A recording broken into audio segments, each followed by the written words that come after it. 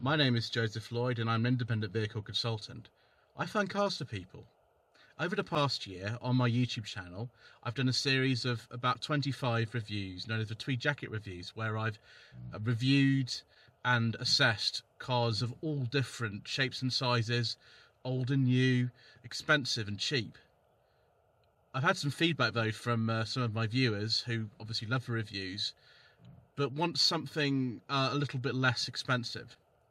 And so I present to you no budget reviews, all filmed on a phone, no fancy editing, no fluid head tripods, no DSLRs, just honest cars for less than £1,000 that you can pick up on the second-hand market. So join me on an adventure around the country as we go and find these cars for less than £1,000, and we have a lot of fun doing so.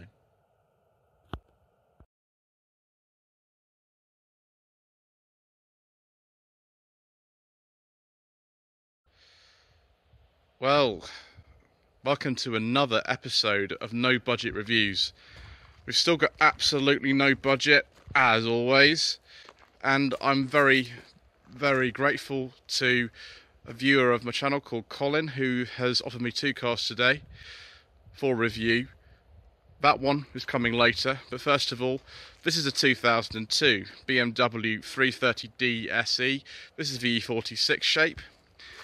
I'm not the most expert when it comes to BMWs, really. If you want to watch BMWs talked about in a meaningful way, may I suggest Mr. Matthew Woolard's Matt's Beamer YouTube channel, but I do know a little bit about these cars.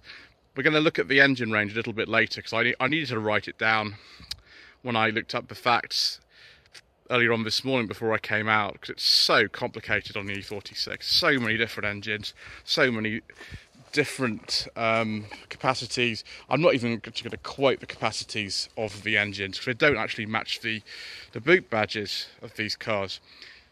This particular one is a 2.9 litre turbo diesel engine, which generates about 185 horsepower.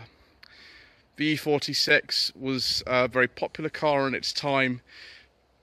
It's the one which actually started to dominate the market, and that's why we don't really have much of a Form 1 Mondeo anymore. They don't sell many of those, and they're about to be discontinued, but this became the default choice for the company car. Lots of them were the smaller engine varieties than this.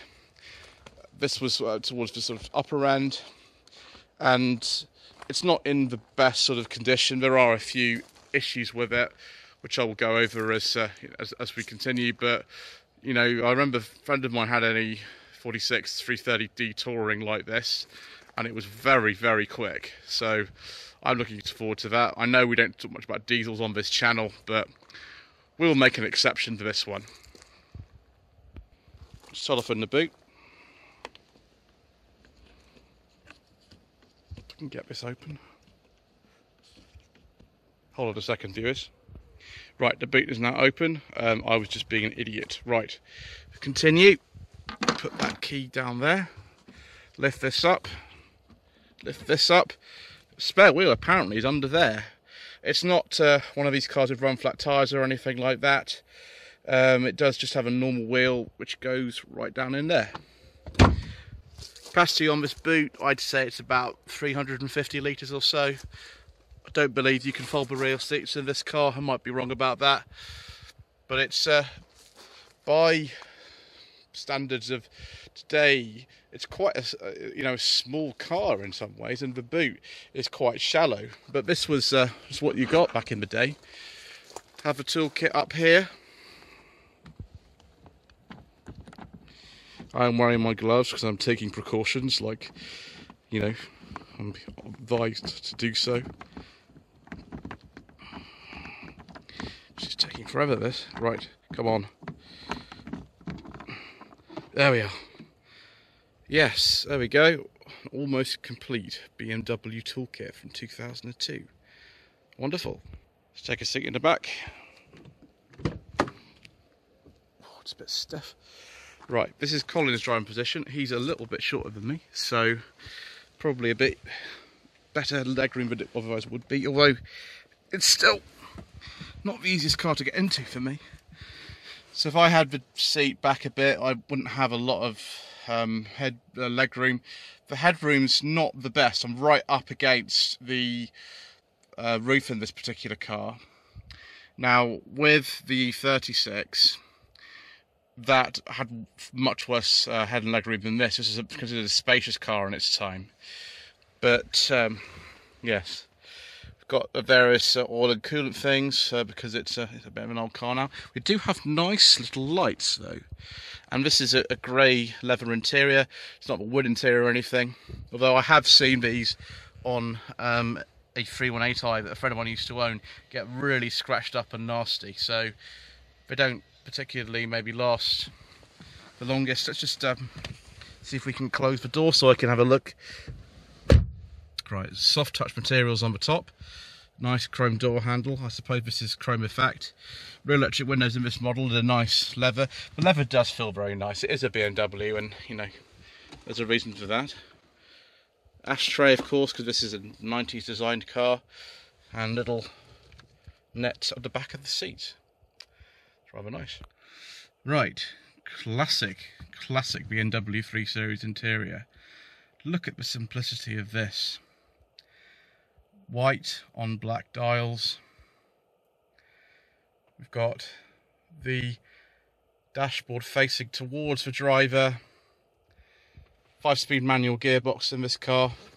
Funnily enough, like the Vauxhall Omega, the electric window switches are down on the centre console. They're not on the doors in this car. I suppose it makes it a bit easier. What is on the door is the electric mirror switch. And on the other door there's a blanking plate where there is not electric mirror switch. It's all very straightforward. Apparently the climate control of this car is completely broken. You know, we won't touch that. We've got a nice conventional handbrake. This was the year when electronic parking brakes started to appear, and certainly one of my mother's later BMWs had one of those. It's not really kind of a cubby so much in here as sort of various random oddment trays. But you know, you can put the armrest up if you don't want it, which I find is always good. We'll be reading from the secret mission documents later on because, how do I put this? There's a lot of engines for an E46 and I can't possibly remember them all. See if the secret mission documents do go in the glove box. Some nice 80 CDs in there. Fantastic. And we've got side airbags in this car as well. It's very good. I think all E46s came with 6 airbags, just pretty safe for the era. Let's open that up. Don't know what that is actually, because the cigarette lighter is down there. I'm not entirely sure what you put there. Perhaps if you had, you know, a different infotainment system, then that would be where it would go. So we'll just start her up a second.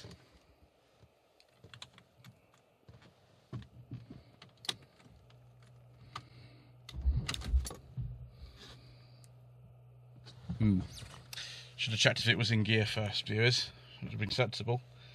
That'd be, just sort that out. There we are. Okay.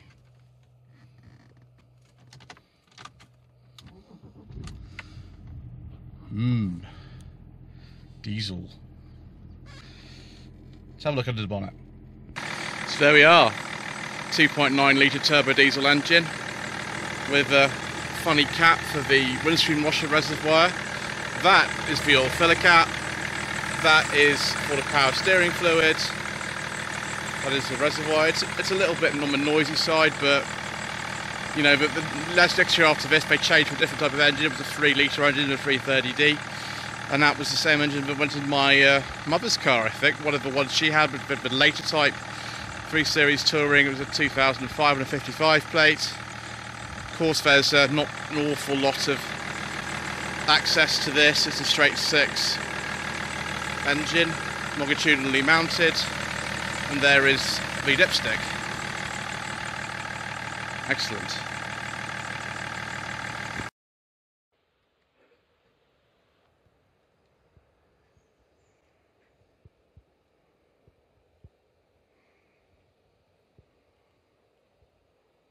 Before we go for a drive, I need to read the list of engines to you first. because I can't remember all of these. There's no way at all. So starting with the 316i, from 1990 to 2001, it had 103 brake horsepower, and this was a 4-cylinder engine. From 2001 to 2004, it had 114 brake horsepower, the N42 B18 engine. And then it changed in 2004 for the last year of production. Still 114 brake horsepower, but now the N46 B18 engine. I'm not going to read the rest of the engine codes, it's not worth it. The 318 from 1998 to 2001 had 117 brake horsepower, and from 2001 to 2005, 150 horsepower. The 320i from 1998 to 2000 at 148 brake horsepower, and from 2000 to 2006, 168 brake horsepower. Then there's the 328, that actually comes first before the 325. The 328 was only in production for 2 years, was 1998 to 2000, 190 horsepower. The 325 then replaced it, 2001 to 2006, again 190 horsepower. The 330i was from 2000 to 2006, 228 horsepower. Then the M3, that was 338 horsepower from 2000 to 2006. Then the M3 CSL, 2003 to 2004, 355 horsepower. Then we need to talk about the diesels, because I'm driving a diesel today. The 318d was from 2001 to 2003, 114 horsepower. In some markets it was from 2001 to 2005, again with 114 brake horsepower, but a different engine. I've no idea why. The 320d, in 1998 to 2001, with 134 horsepower, and from 2001 to 2006, 148 horsepower. The 330d, like this one, from 1999 to 2002, 181 or 184 brake horsepower. I've seen different outputs to that. And then from 2003 to 2005, which was the 3-litre engine, was 201 brake horsepower. Goodness gracious me. Let's go for a drive.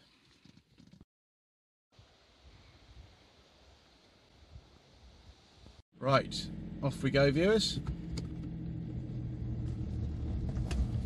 First thing I noticed when getting into this car was the fact that the pedals are completely offset. It's like the F10 5 Series I drove 2 jacket reviews last year. The pedals are completely offset, so it's the brake and clutch are not where you would expect them to be.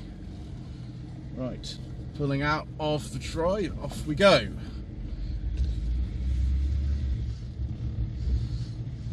The clutch actually isn't as bad as I thought it would be. Some very powerful diesel cars have incredibly heavy clutches, and this actually isn't one of them. It's actually quite easy to operate. A little Somerset town today, and trying desperately not to hit any walls. Don't think Colin would appreciate that if I did. Fortunately, I am out.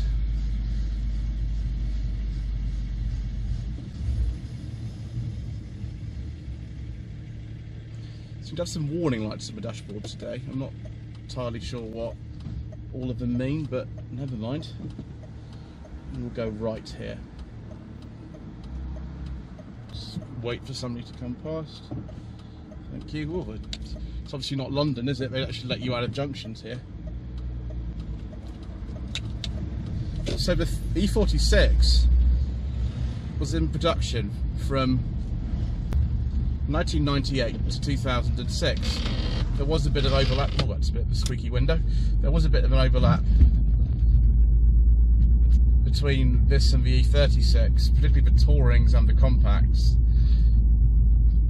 With the E46, there were lots of body styles as there had been for the E36, and the compact actually only lasted about 4 years. It was, I think, 2000, 2004. That was then replaced by the 1 Series. Standard saloon like this that lasted from 98 to 2005. Touring was 99 to 2005. Coupe and Cabriolet, I believe, were about 99 till 2006. One of the things BMWs always used to have was expertly adjusted ride and handling. If you go over this speed bump here, it's nice and comfortable. It's not too rock hard. The tyres don't look a low profile on this car or anything.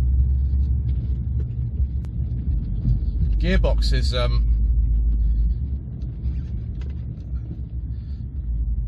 little bit on the long throw side actually. It's quite unusual. It's not how I expected it to be at all. Obviously I'm used to more modern cars with really short gear changes. Ooh, ABC jingle. I like a bit of ABC jingles in my life. Just wait here. Ooh, the power shop windows come down. Ooh, tractors. Oh, it's quite good fun around here.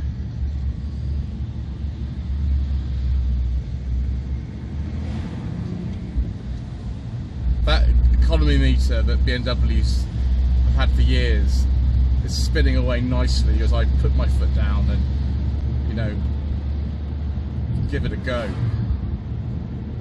So let's go around this roundabout and just see how this car feels. I'm sure it will feel absolutely fantastic. Rear wheel drive after all.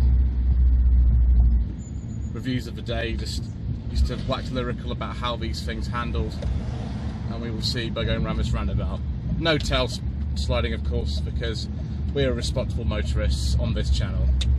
Right, let's... oh, that steering feel. Oh wow. Oh yes, brilliant.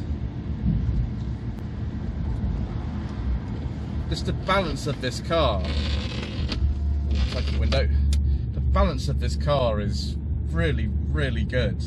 Chassis dynamics, 100%.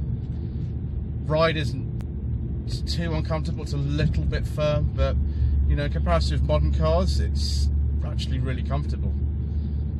Seats are really nice. It's easy to get a good driving position. Those telescopic adjustments on the steering wheel. These aren't electric seats in this car, but I believe that was an option on certain ones of them.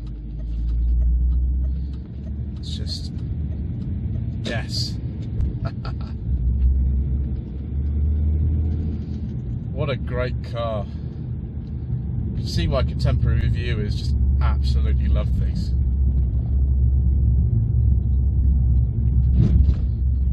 Right, let's just pull over here and change the angle again.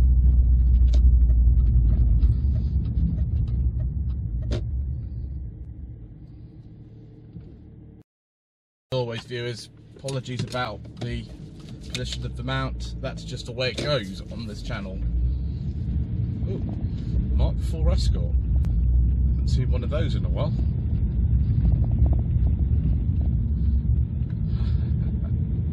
Oh, this is a lot of fun.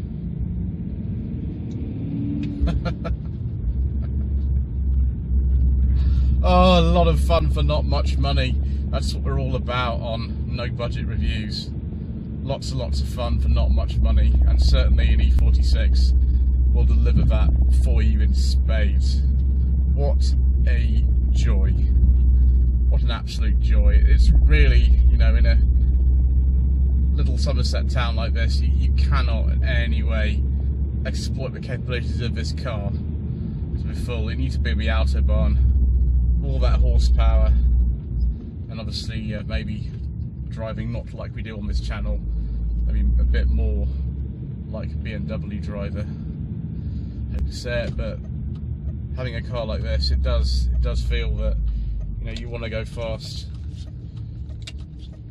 You want to make sure that, you know, everybody gets out of your way.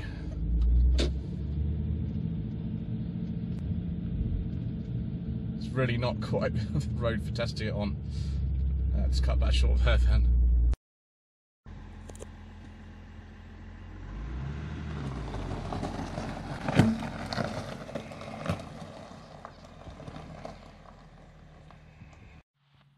Well, thank you ever so much for watching this episode of No Budget Reviews. Is this E46 Bmw any good? Well, it's an absolute hoot to drive. It's very comfortable. The parts are quite readily available, although some of them are expensive, and prices start of these cars well under £500 for an automotive example. This one's got its issues with rust, the interesting windscreen washer reservoir cap, and also the climate control not working. But yeah, I think Colin's going to be changing his car soon, so I'm happy to drive this. It's a lot of fun. So please don't forget to subscribe to the channel for more of the same, and also tweed jacket reviews. Don't forget to like this video and to leave a comment below, and visit my Facebook page, facebook.com/Lloyd Vehicle Consulting. I've also got an Instagram page, instagram.com/Lloyd_Vehicle_Consulting. Thank you.